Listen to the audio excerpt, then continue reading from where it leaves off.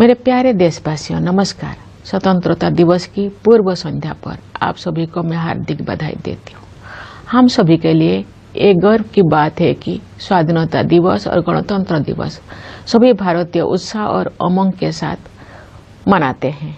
ये दिवस हमें भारतीय होने के गौरव का विशेष स्मरण कराते हैं। 15 अगस्त की तारीख हमारी सामूहिक स्मृति में गहराई से अंकित है।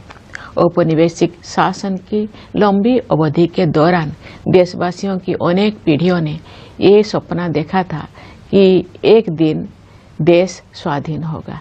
देश के हर हिस्से में रहने वाले पुरुष और महिलाएं, बूढ़े और जवान विदेशी शासन की बेड़ियों को तोड़ फेंकने के लिए व्याकुल थे। उनके संघर्ष में निराशा नहीं, अपितु बलवती आशा का भाव था।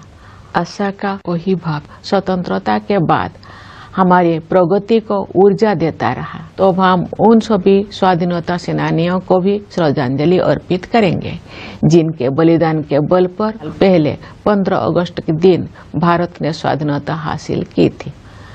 अपनी स्वाधीनता का पुनः प्राप्त करने के बाद हम एक ऐसे लोकतंत्र के मार्ग पर आगे बढ़े जिसमें सभी वयस्कों को मतदान का अधिकार था।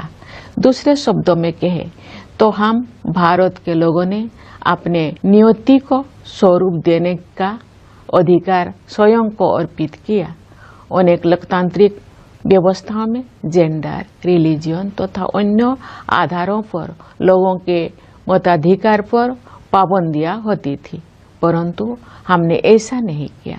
चुनौतियों के बावजूद भारत के लोगों ने लोकतंत्र को सफलतापूर्वक अपनाया। लोकतंत्र को अपनाना हमारी प्राचीन लोकतांत्रिक मूल्यों की सहज अभिव्यक्ति थी।